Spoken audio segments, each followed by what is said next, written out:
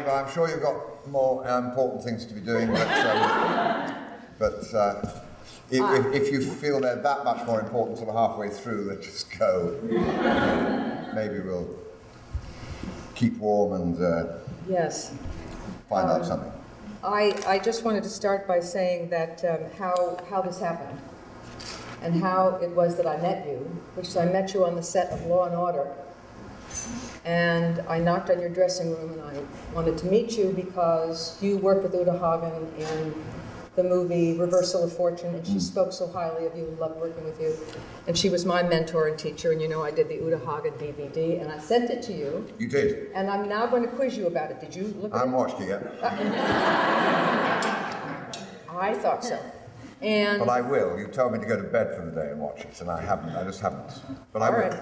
Well, you said you had a cold and you were by the fire and you intended to put it on. And we have sort of kept this sort of loose communication, emailing. And I asked Jeremy if he ever came here, would he like to come and do a Q&A? And he said, yes, if ever, and I'll be in town, I think, in February. And I wrote to you 3 weeks ago and said, are you? And you wrote back and said, yes, I will be. And all of a sudden, at the last minute, and we put this together because I wanted to strike while the irons was hot.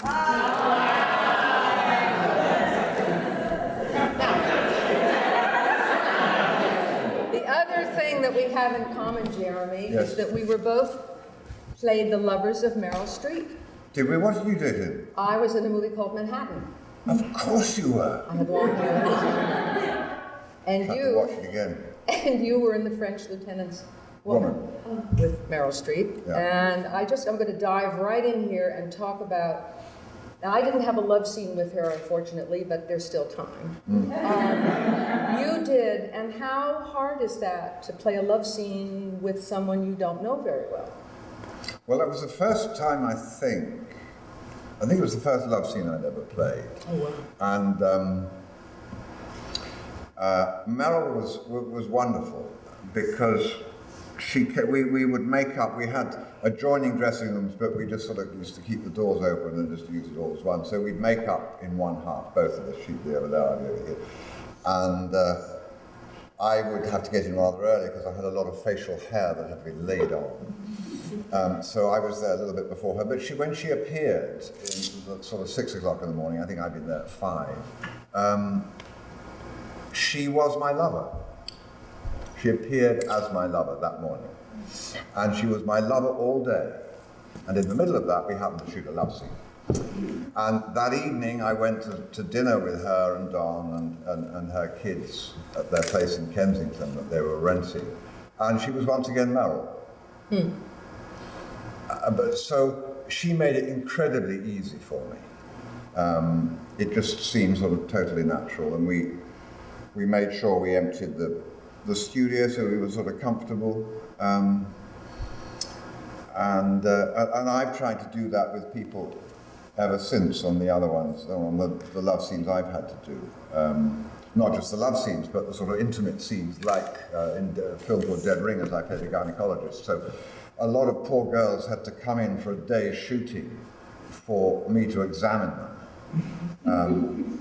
The stranger, you know, and it's hard enough if it's a real gynecologist. If it's an actor who's pretending to be an gynecologist, you're going into a scene, it's tough. And one of the jobs, I think, not only with that, for trying to set people at their ease, because we're all better when we're at ease. And I think in all our jobs, we can do that, whether we're writers, whether we're directors, whether we're actors, of putting each other at ease, saying it all, especially, you know, for instance, if you're doing a movie and somebody comes in just for one day.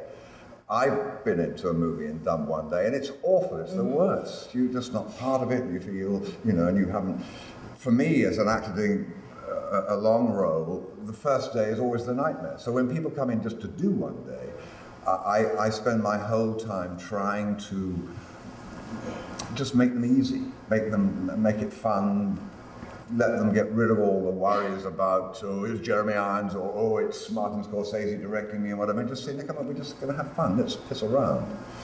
Just relax, because we're all better when we do that. So that's what Meryl did for me that day. Like how so? I mean, did you improvise? Did you? No, John Fowles in the book had written very clearly what happened, which is that he ejaculated after 90 seconds. So we knew it was very fast. as first time often is, if it's somebody you've been wanting and wanting and wanting to have. Carol Rice had the wit to put the camera on the person who was watching the other person undress, and indeed had the wit to try to get the audience into the head of the person who was making love, and try and let the actor get into the head of the audience. So the audience would become either the man or the woman in the operation, and they would be truly involved. Wonderful shot where, it's an over-shoulder, I think, where Meryl is lying in bed. She's wearing sort of what, she's wearing a nightdress or whatever, and she's watching him undress. And it's so provocative and so sexy. You don't see him, you just see various sort of things happening in the foreground. You know that's what he's doing. And then the POV of the two of them during the love scene is from each other, so you'd feel like the man or the woman. And when I came to make a film called Damage with Louis Malle, I said, when he said, what are you going to do in this? Because the guy has to make love 8 times in that film. And the playwright had the scriptwriter had very kindly written, they make love. And I said to David Hare, who was the man who had adapted it from Josephine Hart's book, I said, David, that's like Arthur Lowe saying, or whatever his name is, the writer, they sing. What do they sing? This whole relationship took place through their lovemaking. I mean, that was how they got deeper into each other. And because David is English, I said, oh, you'll work it out with Louis. So how did I get onto that? We started with Meryl and how she made you feel like that you were lovers right from the very beginning. So, and I said to Louis, well, once we'd worked out what we were going to do, I said, do me a favor, don't keep the camera back. Keep the camera, its eyes. Mike Nichols once said to me, he said, acting is like fucking. When it stops working, look at each other in the eyes, and it'll start again. And I said to Louis, I said, just keep the camera close, so it's one or other of us. Don't pull back, because if you pull back, the audience become voyeurs. And some of us may like that, some of us maybe are not turned on by that. Therefore, let's try to make the audience one or other of the couple, so they feel that emotion. And Louis didn't, and I thought it actually affected the film detrimentally, that he pulled back, and you see these very athletic things going on, and you think, well, that's quite interesting. But that's about it. Have you directed a film? You've directed a film? I directed an hour's film, Mirad. Yes. Yeah, about refugees, which I was also in. I was very bad. And your wife as well? My wife was wonderful. I was bad because I had no interest. I was just interested in what everybody else was doing, and then I think, oh, I better do me now, right? So I do me, and I knew, I was just thinking about the next shot. So as a result, my performance was not as deep or involved as it would hopefully normally be.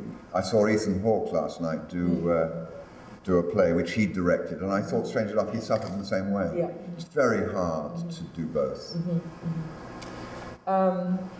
When was the moment you knew, or was there, that you wanted to be an actor? I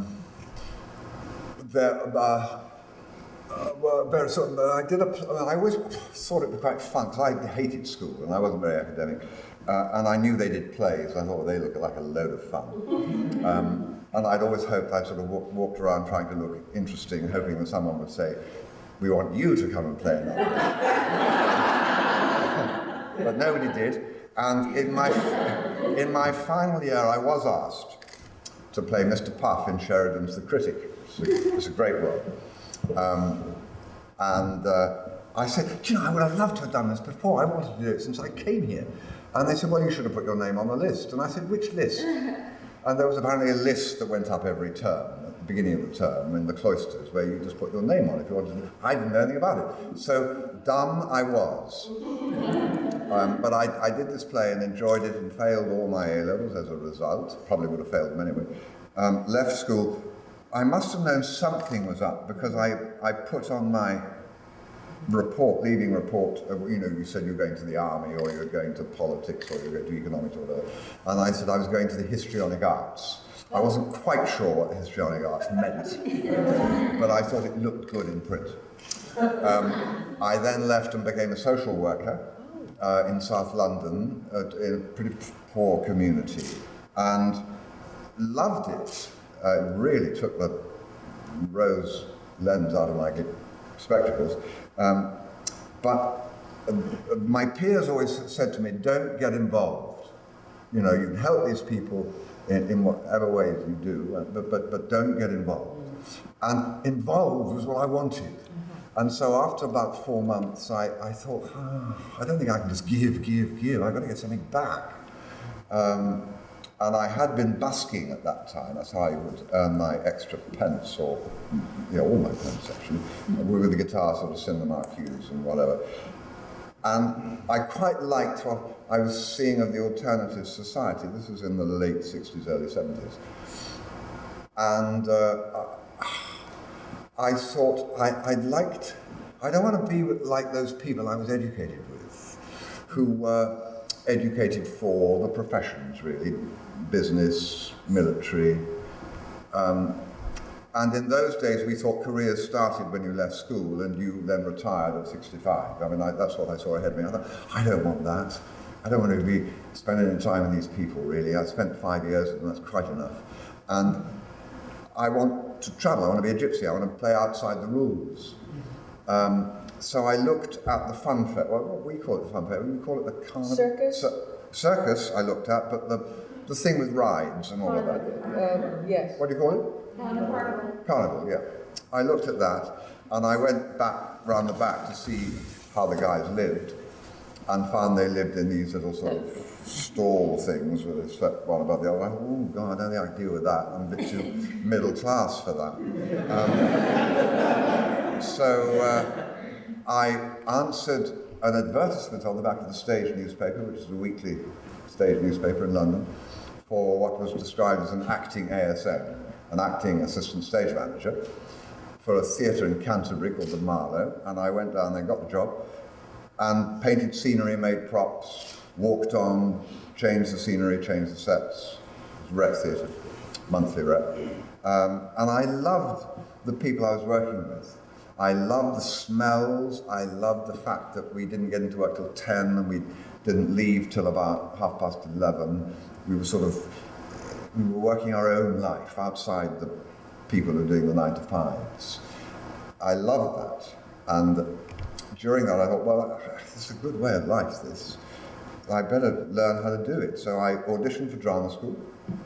4 was turned down by 3.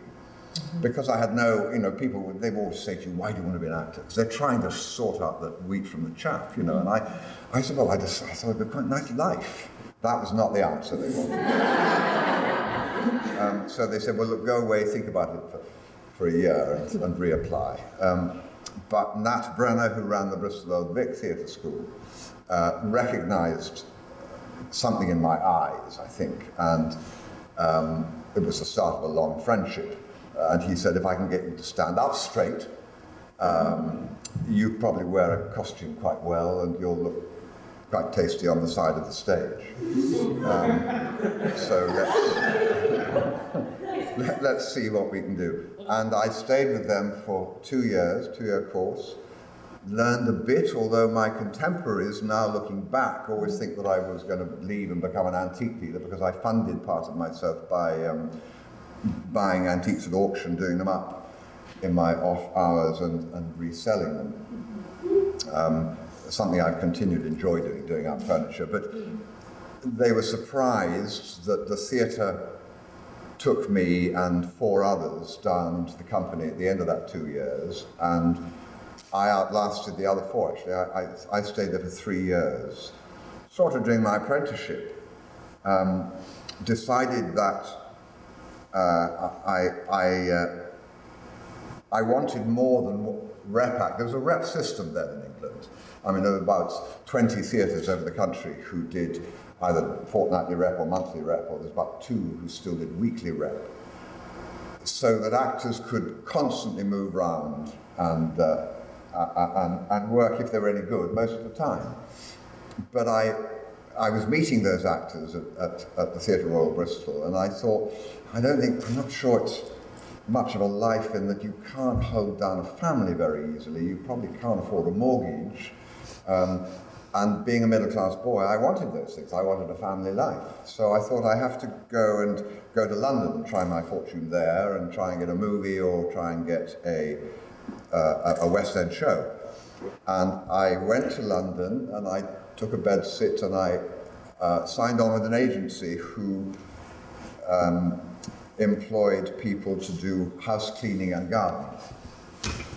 And because I had a little car, a sidebar of Morris, I was much in demand because if people overslept and therefore didn't turn up, I could belt down there in my car and fill in their place. So I was fine. I realized how some people live. And I desertified some people's gardens because I wasn't a great gardener. I just cut everything back in a sort of Vergoan way, tidied up, you know. Nevertheless, at the same time, I auditioned for everything because I find auditioning incredibly difficult. Always have done. Fortunately, you don't have to do it much now. But do you remember the worst audition you ever had? Well, I remember I used to do Richard II, Down, Down, like Glistering Fighting, which I've always found a difficult speech. I don't think I did it very well, I don't know, but I did it for the Royal Shakespeare Company early on, long before I worked for them. And at the end there was a sort of pause, and I think it was Trevor Nunn said, how old are you? And I thought, is that good or bad? I didn't get the job, so obviously it was bad. But I hadn't trained to get into my own space so completely that auditions were possible. And I was full of the distraction of seeing them and feeling as if I was sort of not looking right, and it was everything. So I was not good at it, but I did it. I kept doing it because I thought, you're not good at it, you've got to practice. And often I would be offered, not often, but now and again offered a job, and I would say, no, I can't do that, I'm sorry. I'm not free for that, but because I didn't want to go out to the provinces again. I wanted to be in London. And eventually, I auditioned for Godspell, which was opening in London, a rock, sort of God musical. And despite my height, because you Americans love a chorus line like that, and it was a bit like that with me. And I knew that because as they lined the 30 of us up, they needed 10 of us. As they lined the 30 of us up, and I could sort of look along the line, I could see the tops of everybody's heads. I sort of do this. And a voice would always say, stand up, Jeremy. So I knew that. But anyway, I got the job and worked on it actually for 2 years. And I think somewhere sort of months in, I was sitting there, and there's a time when one of the girls sings a song by my side, I think it's called, and Jesus sits there and Judas sits there, and I thought, I was sort of thinking as you do about other things, and I thought, I quite like this job. It's sort of, I didn't think much about doing it. I just thought I'd give it a try. But I quite like it, and I think it quite likes me. I think I got something a bit original to offer. And so I think this is good. But nevertheless, I gave myself till I was 30, because I didn't want to be an unsuccessful actor. There's nothing worse.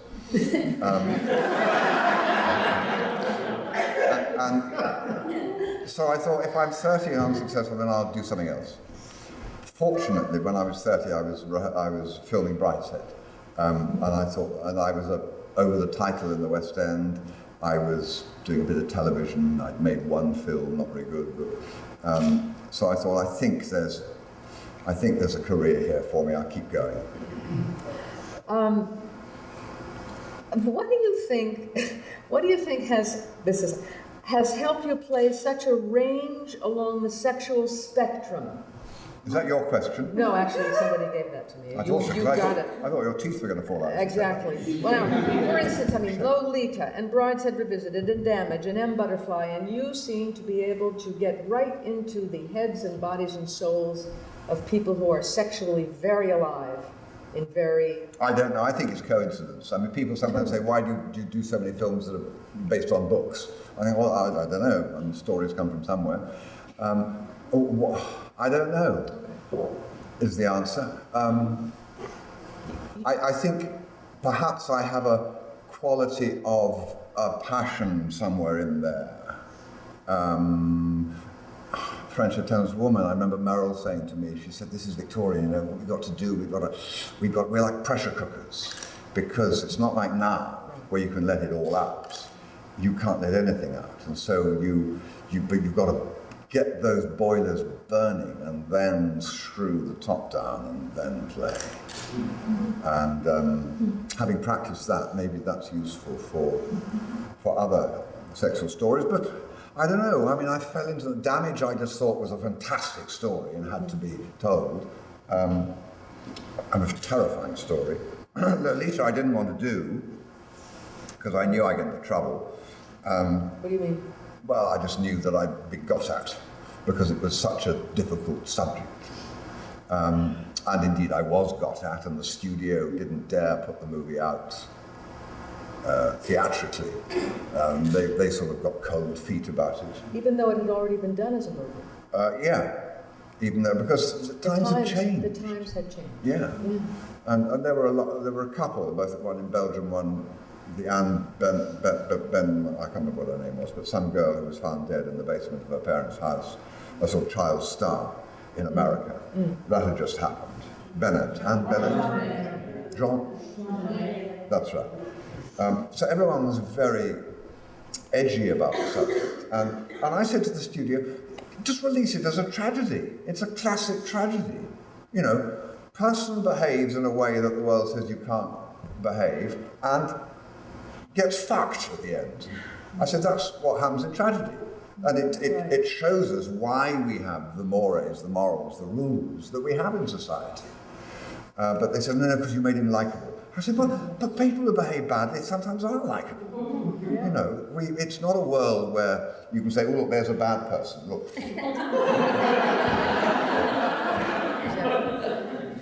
Were you ever not able to shake off a role that you became obsessed with or intensely involved in, and you found you just couldn't shake it off? No, I mean, the training of doing rep, the training certainly of doing the RSC, where you could be rehearsing role A in the morning, playing role B at a matinee in the afternoon, and role C in the evening, you very soon get the habit of putting them in a drawer, you know, for tomorrow. I also believe in the efficacy of opening the window. In other words, if I'm rehearsing, not, if I can help it, carrying the thoughts all the time, but actually just going off on the motorcycle or going off on the horse or whatever. And I know the way the mind works that ideas will come, things will come, but often not to nag at them. Because with me, I find worrying about something actually freezes my mind in a way that not giving a monkeys and just thinking I'll do something else opens it up. I think it's very similar for directors, actually. I hate to work with directors who think they know what they want and what they're doing. I was just about to ask you, what do you look for in a director? I know you loved working with David Cronenberg. Yeah. What do you want from a director in film and theater? Is that any different? No, it's not really any different, although directors in film tend to leave you alone more, which is not necessarily a good thing. You know, they think, oh, I've hired him, he can do it, he'll do it. I always hope the director will see something I haven't thought of, encourage me in a certain way, try to stop my habits. easy ways. But what do I think? I don't know. I think a good director is like a great chef. He decides what meal he wants to make. And then he goes out and he gets the best ingredients he can. And he sort of gets them ready, washes them, gets them, introduces them and works out. And then he puts on a pan and he puts some things and warms them a bit. And eventually he sort of puts it all together, this great stew. And he just watches it and he waits. And every now and again he gives a bit more heat or whatever, or turns it off or puts it aside for a bit or adds a little bit more pepper or whatever. And then when it's ready, he serves it. And then he looks to the person who's eating it, who is the audience or the critic, and he says, well, what do you think of that? But he has sort of minded it through. And that's what I think a director's role is. And often, of course, it will turn out a bit different to how he thought. But you've got to leave it alone sometimes. I never directed theatre. And I remember working with Howard Davis on a play about Macmillan a couple of years ago. And the girl playing my wife, she was an odd actress, but actually rather good. But the scenes were really not going right. And I thought, why is this? I think she's doing it wrong, she's doing it. And I kept going to Howard and saying, you've got to talk to her. You've got to tell her that she can't, she's got to try and do that. And he said, you are so fundamentalist, Jeremy. I said, what do you mean? He said, you want it now. Wait. She'll get there.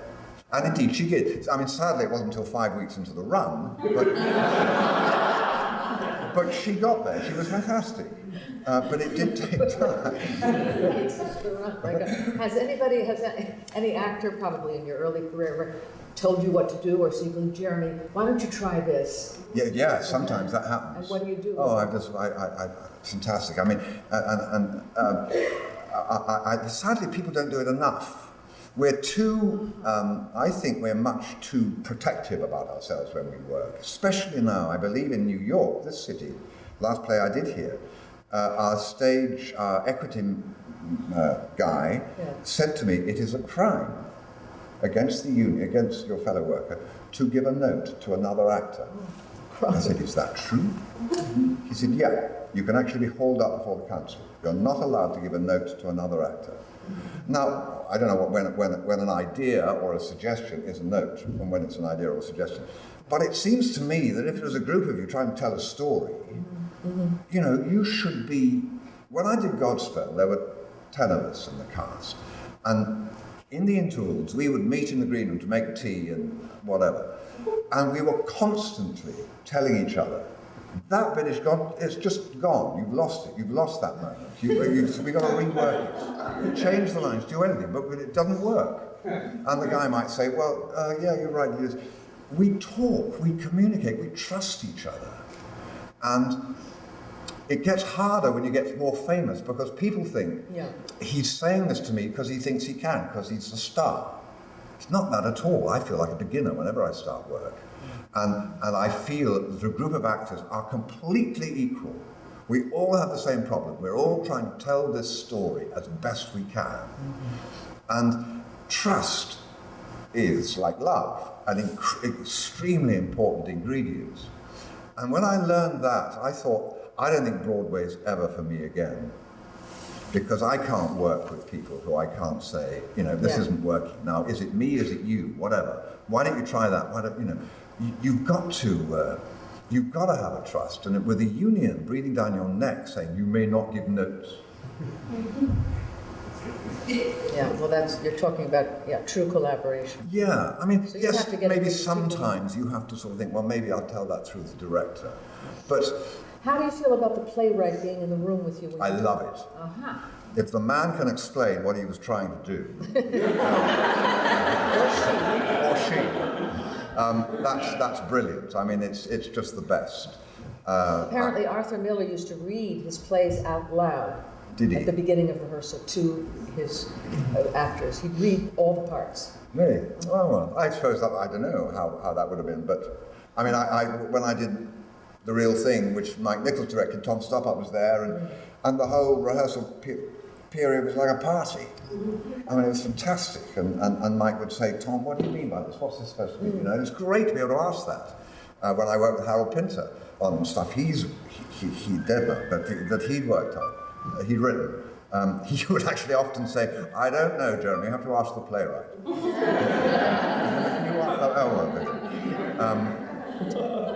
No, it's terribly useful. When we were doing Reversal of Fortune, Nick Kazan, our writer, he was there, and we'd read it, and I'm very upfront, you know, I think because you don't have time to mess around. And I said, Nick, what's this supposed to be? And he said, it's supposed to be funny. I said, well, I don't think it's funny enough. Can't we have something better? Because it doesn't make me laugh. If it's going to be there to be funny. And he would say, okay, right.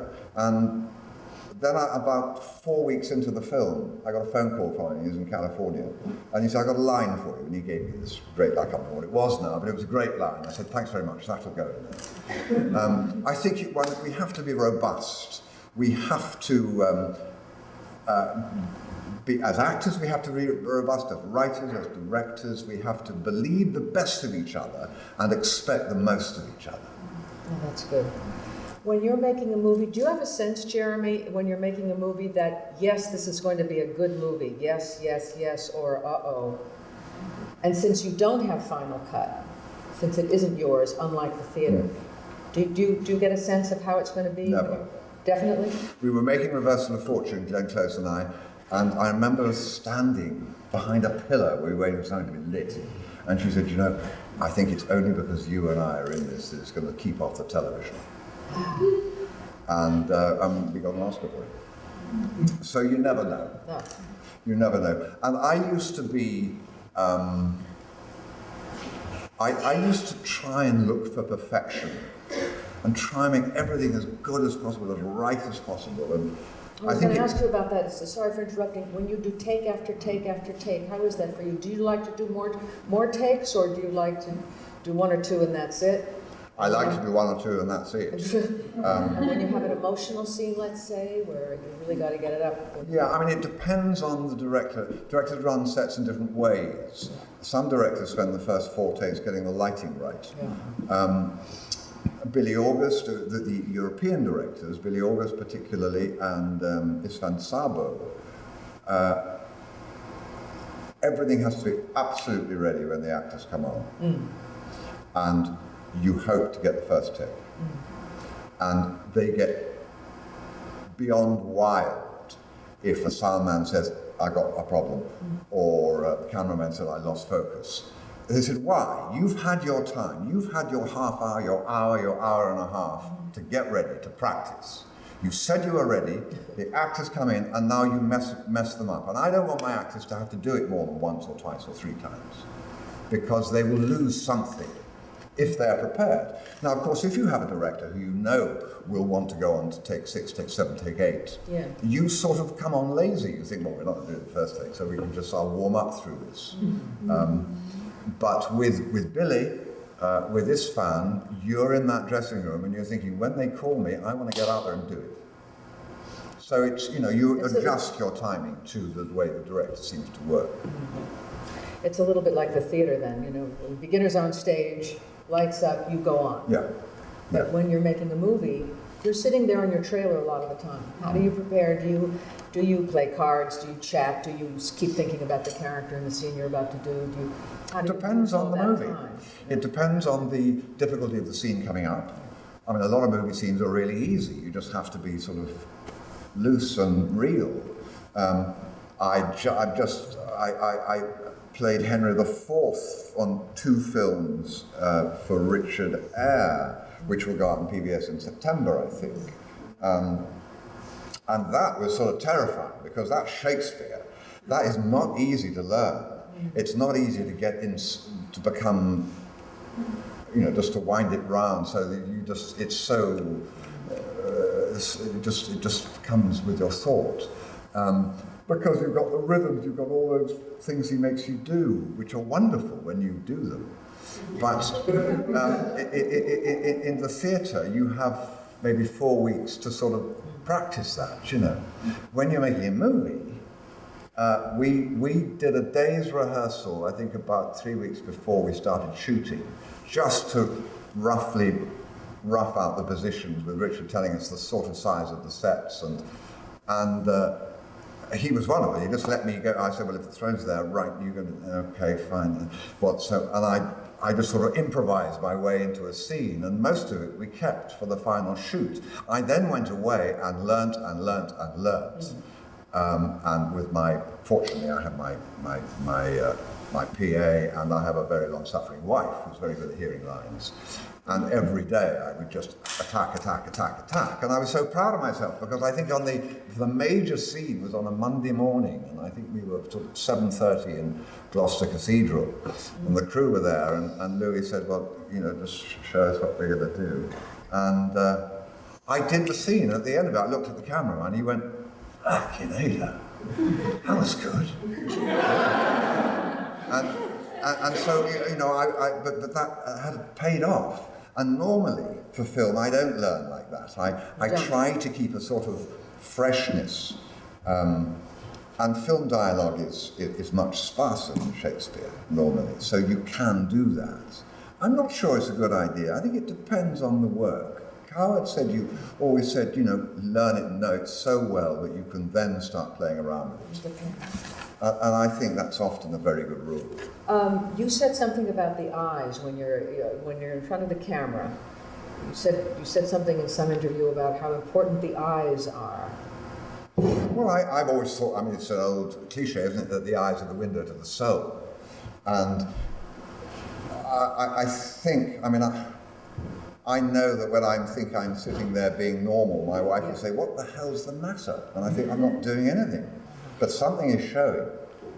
So my belief is that if you learn through the clues of the dialogue, which are the only clues we just have what people say and what people do. If you learn from that what the character is thinking, and you work out your emotional, your thought route through a scene. What does that mean? It means what you're thinking at every moment. You know what you're thinking at every moment? Oh, you have to. That's the learning. The words sit on the top of the thoughts. The words sometimes play against the thoughts or go with them, but you have to know. You have something going on under. Absolutely. Yes. Yeah. That's what acting is, isn't it? It's just pretending, it's thinking, it's concentrating in, it's being someone else. And as people, we always think. We're always thinking something, I'm sort of looking over and thinking, is that person texting or is she asleep? But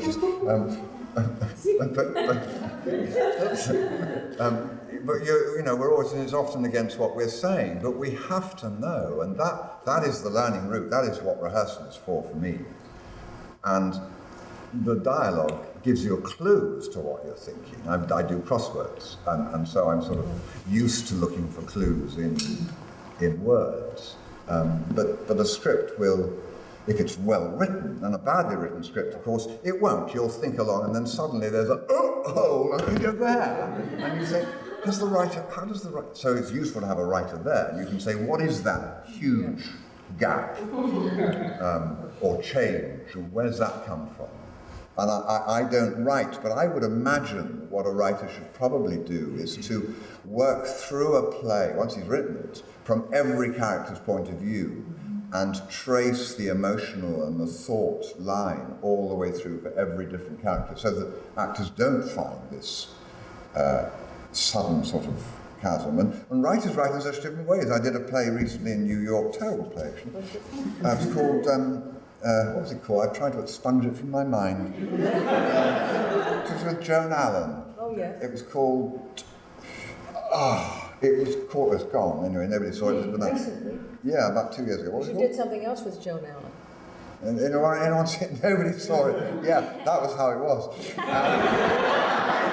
And we were doing this read-through, and it was very interesting. It was a play I'd read about 3 years ago, and I read it, and I thought, this is bullshit, and I don't want to do it. And then I was out in the desert playing a cowboy in a movie in Santa Fe, and my agent kept getting on to me and saying, listen, you should really do that play, because the producer was a great friend of his. It's a great play, and so I read it again. Now, when you're in New Mexico? New Mexico, what's it called? Santa Fe. Santa Fe. When you're in Santa Fe playing a cowboy, the idea of playing on Broadway seems very attractive. So I reread it and I thought, yeah, this is good, this will be fine. And Joan Allen was going to play the girl, and I just worked with Joan she'd played, who's the painter? Georgia O'Keeffe. And I'd done a Stieglitz with her and we got on very well, and I said, that'll be fun. So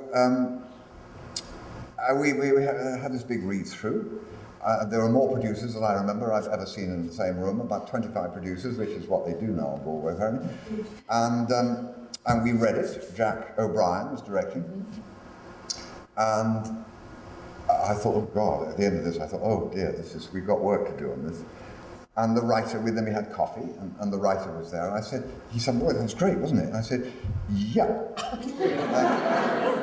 I said, he said, got the question. I said, well, there's just one bit. What does that bit mean, that line? I mean, where's that coming from? And he said, you don't like it? I said, no, it's not that I don't like it. I said, I don't understand it, therefore I don't know how to play it. What is it, He said, listen, I'll write you 8 alternatives overnight, and you can choose tomorrow the alternative you want.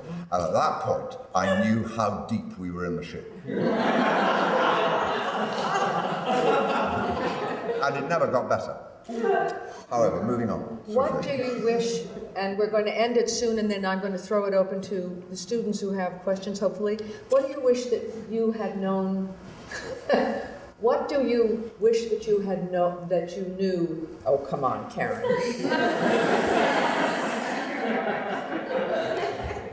It was such a good question. When I started. No, that you wish you knew now. No. What do you know what's that? Well, I'm still learning like mad, I have to tell you. I learned something. I'm doing the Borgias at the moment. And we did a scene, like we just done series 3, and we did a scene that Neil Jordan wrote of me in a confessional with my daughter. She'd come because she was being protected, but in fact imprisoned by her brother. And the only way she could talk to me without people overhearing was in a confessional. So she asked to confess me. And then, so I'm sitting in the confessional, she's looking through the grill. Camera's going through the other grill. So I'm sort of profile, she's there. And she does all the talking, most of the talking. I do a little talking at the top. Then she talks, then she asks me a question to which I don't answer, and she says, from your silence, I understand the answer. That's the scene. And I sort of did it for real. I listened and I looked at her and I talked, and I tried to sort of give a little bit of, looked as if I had a little bit of blood running through my veins, just, I was alive. But basically it was her scene. I then went and looked at the scene back. It's of course a great thing you can do now with video, with video assist. And I looked and I thought, well, you can't see anything I'm doing on this shot because when I look away at her, you can't see my eyes. It's too fussy. The thing about the scene is the line, the important thing about the scene is the line at the end when she asks me the big question and I don't answer. So I'm going to try something. So I went back and we went again. And I sat there. I had 2 lines which I said, but I kept looking off into something. And I didn't move a muscle for the whole scene. And then we cut, and there was a yell from the video rack where everyone was watching. And Neil said, yes! He said, come and look at this. So we go and look. And he said to me, this is the best scene I have ever written.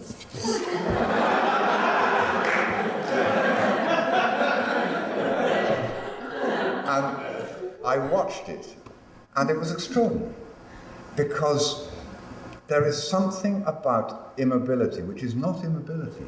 It just makes you, the audience, go, what's he thinking? What's he going to do? It sucks you in, and the tension becomes electric. Now, you can't use this all the time, but as you see you've been watching me for the last 45 minutes, sorry about that, but you see I move a lot, I have a lot of energy, and I do that in my acting. Not good. Not good. You look at the great film actors, You're talking about film now. Yeah, I'm talking about film. You look at the great film actors, and, you know, they don't do anything. I mean, it's the old Eisenstein thing, isn't it? You know, you put a face looking and then flick in front of it the burning of St. Petersburg, the sinking of this, the slaughter of children, a couple making love.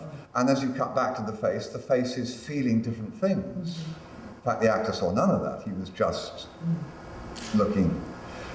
So there is that whole area of film acting which fascinates me. I'm very bad at it, and I'm going to practice, and I'm concentrating on that at the moment. It's not what some actors do, which is they do nothing. It's not that. Some young actors, particularly, they sort of be Marlon Brando-ish and do nothing. That's just boring. It's got to be happening inside, and we can smell so much. I often think that an awful lot of acting is actually thought transference. I think it's a very strange craft. I come from a culture where we're renowned for our technique. It's not that, you've got to have that, but then you've got to throw it out. It's something else. I remember I did a play, going back to the real thing. We were opening in Boston. We had the first night coming up. We just played the first night. We were sitting in Mike Nichols's suite in the hotel in Boston, having supper by the fire, waiting for the phone ring with the critics on the end of the phone. And the phone rang at 12 or whenever, and Mike picked up the phone. He was standing there, looking very sort of Jewish and pleased. My wife, who was sitting on the floor beside me, who would never wait to open a Christmas present, said to Mike, "Did they mention the gesture?"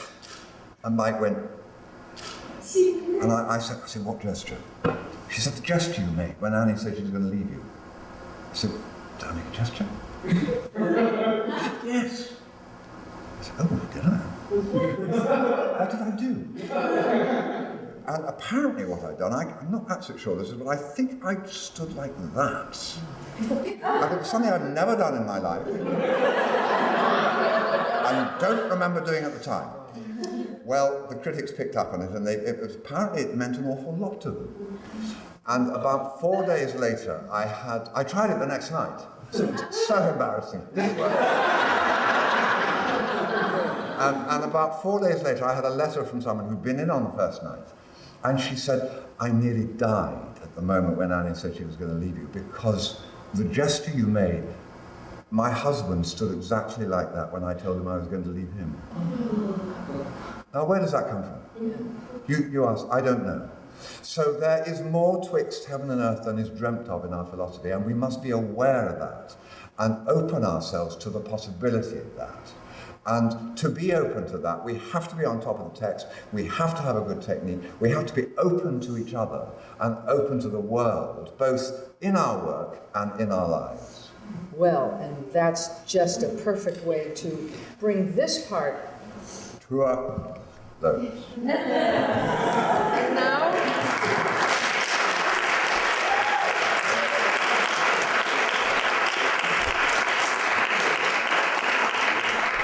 I want to thank you so much for coming this afternoon. This means a lot to all of us. It's a pleasure. Thank you for coming too. It would have been awful if it was an empty.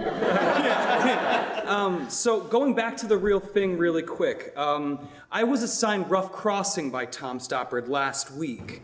And so I am asking if there's any insight that you can give me and maybe anyone else trying to go into comedy. Oh, well, I think that question was quite funny. I mean, I think it's great. I mean, you've got a lot going for you, you know. I mean, you have a beard, I think.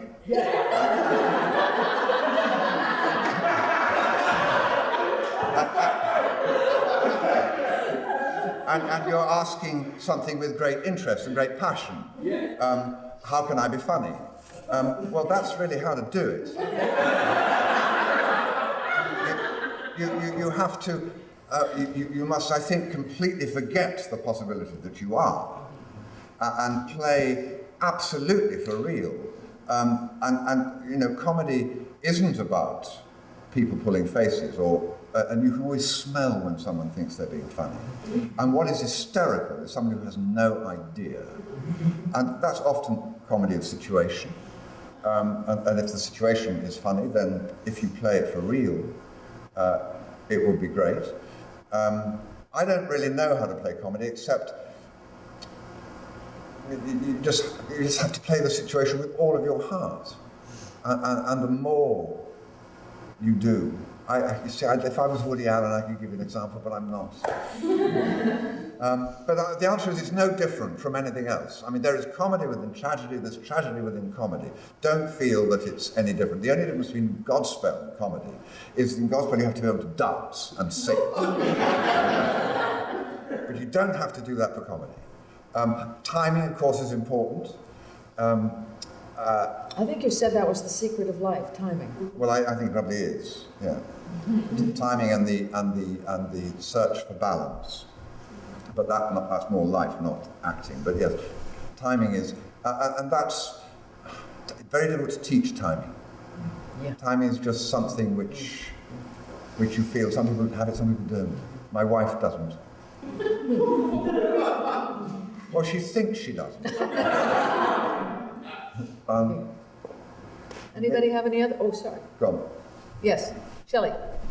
Hi, thanks for coming. My name is Shelley. I'm a second-year actor.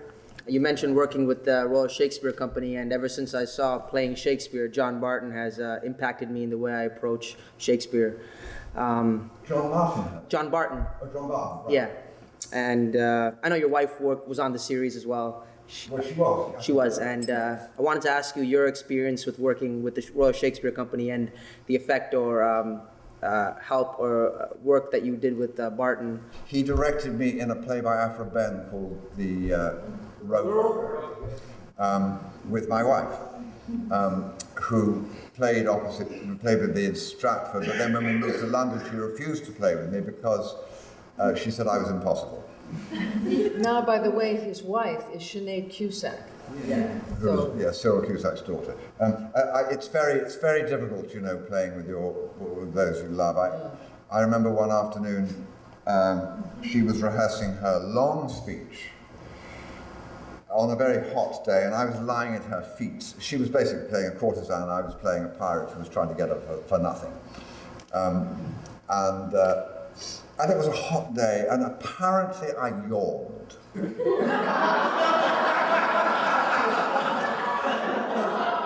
And I've never been allowed to forget it.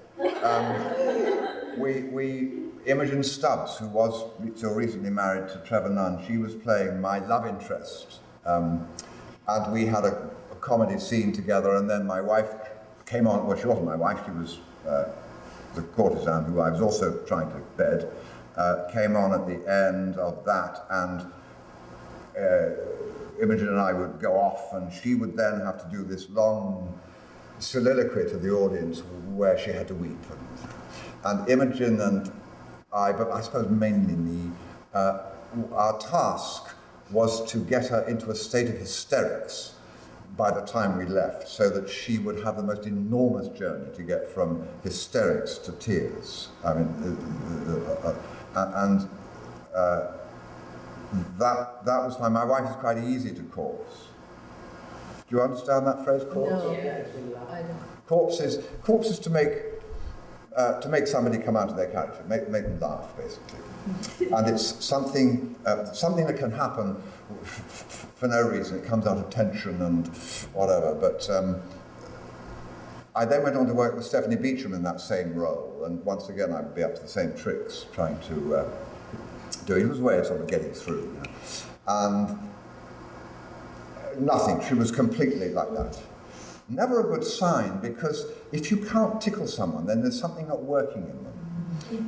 However, Stephanie, like a rock, until one matinee, when I can't remember, I think it's an audience member, because we were sort of wrapped round, an audience member sneezed, and I said, bless you, and continued. And what's her name? Who did I say it was? Stephanie. Just collapsed. She collapsed. I mean, she didn't just burst into laughter, she collapsed. There were tears pouring down her face. And the audience, fortunately, had seen what, so they were in on the joke. But it was a good 5 minutes we added to that show. And from then on, I never dared get anywhere near that with her. I thought, she'll smash very easily. But I'm not really answering your question too seriously about John Barton, because I never worked with him on Shakespeare. Sadly, and the Rover, a very different sort of play. So you'll probably learn more from his programme than I ever learned from him. I mean, what can I say about Shakespeare? Because I know you're doing 2 productions at the moment, a comedy and another comedy with a bit of tragedy. I mean, I would just say get to know that text. It's all in that text, and rely on the text. Alan Howard, I don't know if any of you are old enough to have seen Alan. When Alan he's sadly now only got one leg because he has, what's the blood sugar thing? Diabetes, and he lost a leg. So he's not quite the actor now that he used to be, but when he was playing Hal and Henry V and then Henry VI, I remember sitting there at the Aldwych and watching him and realizing that when you really play that text, Shakespeare will take you places that you never thought you could reach emotionally. And I think, tell me if I'm wrong, but I think the American actor comes out of a convention whereby they think, I will find the emotion and I will put that onto the language. I would say to you, use that language, the rhythm of it, the words he chooses, and see where it takes you. But you have to get to know the language really well. And I don't think, I think you can still make it sound colloquial. I don't think it has to sound rolling and different. I mean, Simon Russell Beale is a great exponent of Shakespeare. He plays Falstaff in the Henrys that we do. And he makes it sound colloquial. I think you have to make a choice about your line endings, whether you want to honour them or not, and that's a choice that can be made with all poetry. Peter Hall would say that to go up at the end of the line endings gives you a bounce into the next sentence, and to just note that that's where Shakespeare ended the line. I'm not sure, I think it depends. There are horses for courses, there are no general rules, and the great thing about Shakespeare is he's robust enough to take any sort of play. So, all I would say is it's all in the text. It's all there. You will find those emotions. You will sleepwalk as Lady Macbeth. You will find that insecurity of the king. Trusting that text. Adam. What project that you worked on did you learn the most from, and what was that you learned, and how did you learn it? You sort of take stuff on, you learn stuff, and you sort of forget where you learned it. But I know I'm learning all the time. I learned a lot working with La Streep and with De Niro early on. De Niro at that time was a very different actor from he is now. I mean, he's very good, but not quite so experienced, and a real, what you would call a method actor. And he would comfortably go to 30 takes, trying to find that emotion. And I would sit there thinking, just climb the ladder a few steps yourself with technique. Just get up there. I mean, you're trying to play that. It's no good starting from here. You've actually got to just try to get up to sort of there and then think, right now, the moment, what's in the other actor's eyes, whatever, I will get up there and I will hit that emotion. And Bob didn't do that. He expected you, the actor, playing opposite him, to fire him to that. Well, how can you do that? You can't do that with every scene. He would sometimes get you to stand behind the camera and just yell at him if you wanted to get angry. Just try and make him angry. Well, we all know how to get angry. You just have to think about it. No, the odd things. I mean, there's tricks, aren't there, to make you angry. I remember in the mission once, we got to 30 takes, and then he said, listen, I can't do it anymore with Jeremy. So we got my spiritual coach, Daniel Berrigan, a great New Yorker, who came in, and I went back to my hut, which was my dressing room in the jungle, and sat there feeling rather miffed for about half an hour, and eventually Roland Joffe, the director, came back in and said, it's no good, you've got to come back in. So I went back in and we did it, and Bob went on for another 5 takes, and the editors were sort of up to their ears with film, with all his different takes, which were no different. And he never really got it. And the point was that it was my scene. In other words, I was the character who really had an emotional moment. He was really just watching that and at the end making his decision. And I think I learned from that he's a fantastic actor. He's done work that I couldn't even approach.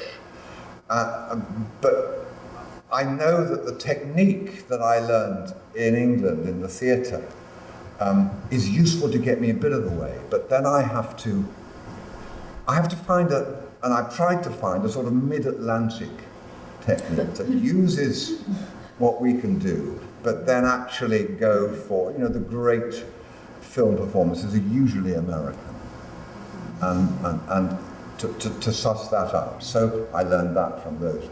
I learned from Meryl how high the bar was. And when I work with actors now who have no idea how high the bar is, I get so frustrated. How good it could be, And she's all about the work. She said, the length of your limo has nothing to do with it. It's just about the work now. And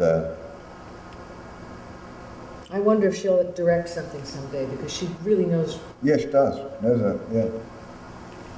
Yes, John.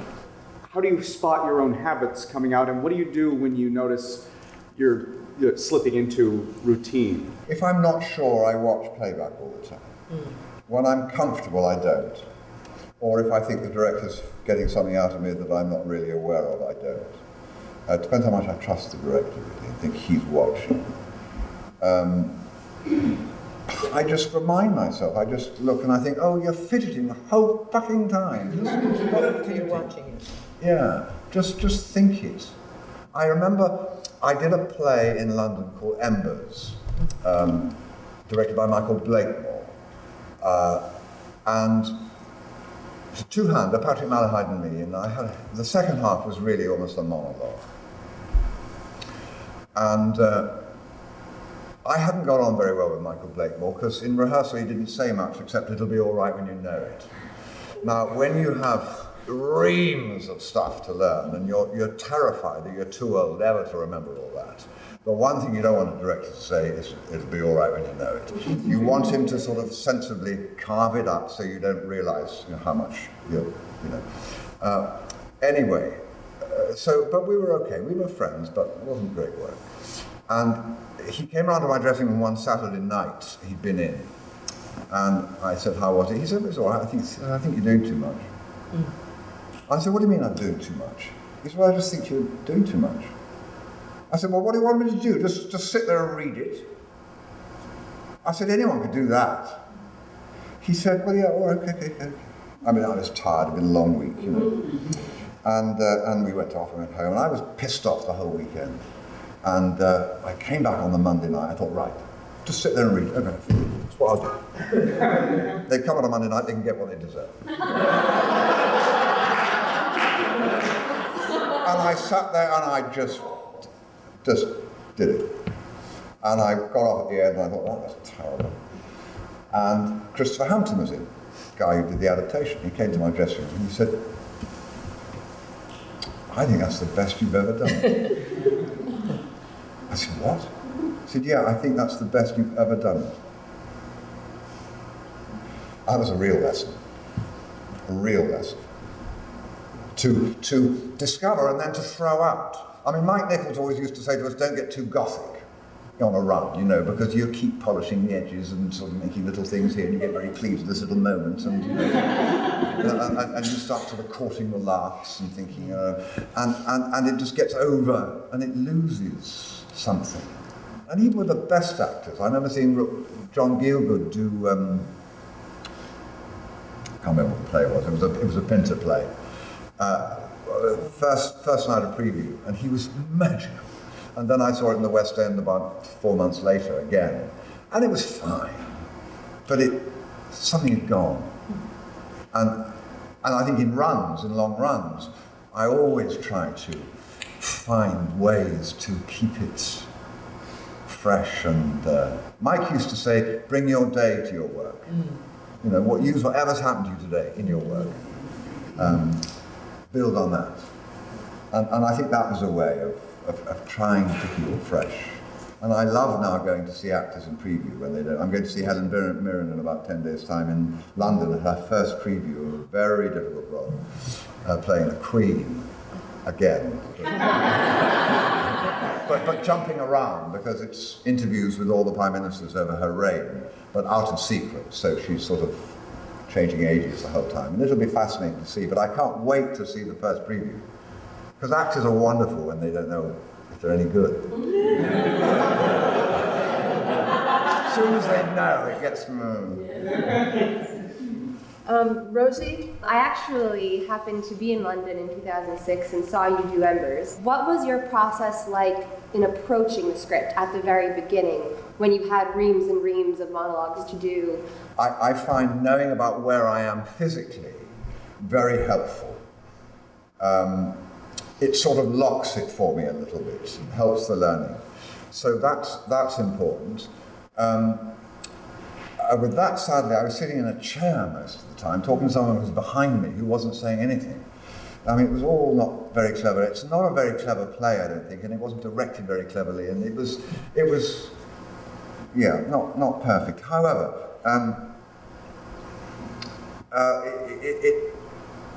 some of that was storytelling. I was just talking about things that had happened. So that's just a question of getting the story in one's head and seeing it. Then you have to work out why you're saying all of this. And the way you say it, or the order that you say it in, will give you some clues as to why you're saying it. Is it for effect? Is it to just inform? Why is it? And then, basically, you just have to learn it by rote. If it's well written, that should help you. There's nothing worse than bad writing. There's a story about Ralph Richardson. He was doing a play. It was at a time when his memory was going, and so he'd gone to play his cast at the National Theatre, which is extraordinary for a man who was a knight and a great actor. That didn't pay too well, so he was doing a Geoffrey Archer play on tour in Brighton. Geoffrey Archer, you won't have heard of probably. He's not a very good, he's not actually a playwright. He writes books, but someone had adapted one of his books into a play, a sort of potboiler. And Ralph, because on tour in England you get quite well paid, had gone off on tour with this, and he was getting quite old, and the script was not good, and he found it really hard to learn it because it wasn't good. As I said earlier about the thought process suddenly sort of having a huge gap, because the writer hasn't really honed it. And he'd stand on the middle of the stage, and it was going on, he was talking, and then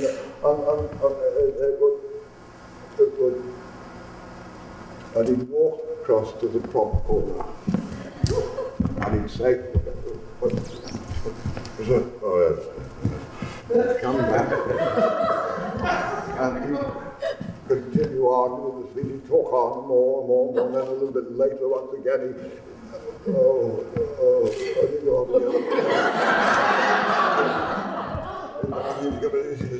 Anyway, this happened a third time, and he came back and he said, is there a doctor in the house? And the whole audience went completely silent. They thought, this man is dying. It's going to happen now. And there was a complete hush, and from the back of the stalls, the little voice said, yes, Sir Ralph, I'm a doctor. He said, thank goodness. Doctor, isn't this a terrible play?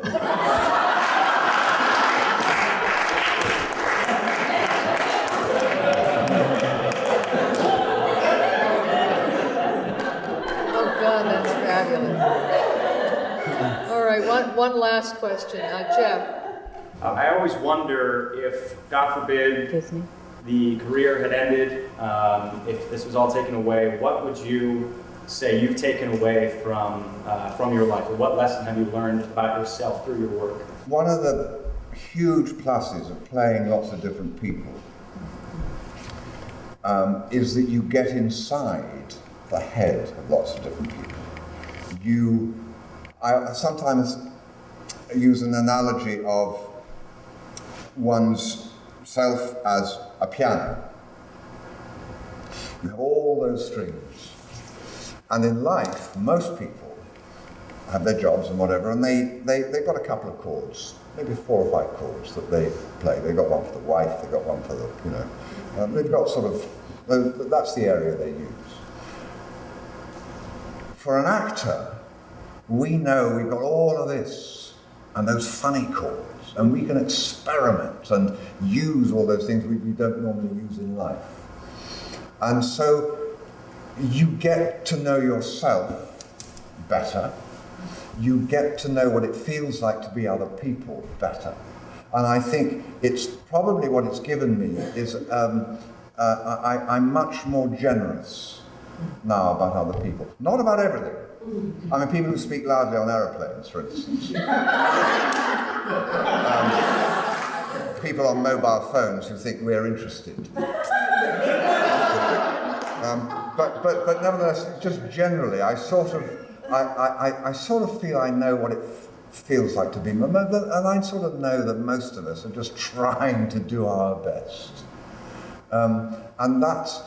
So I think I've got a little wiser in that way during the period of playing all these different people. Thank you.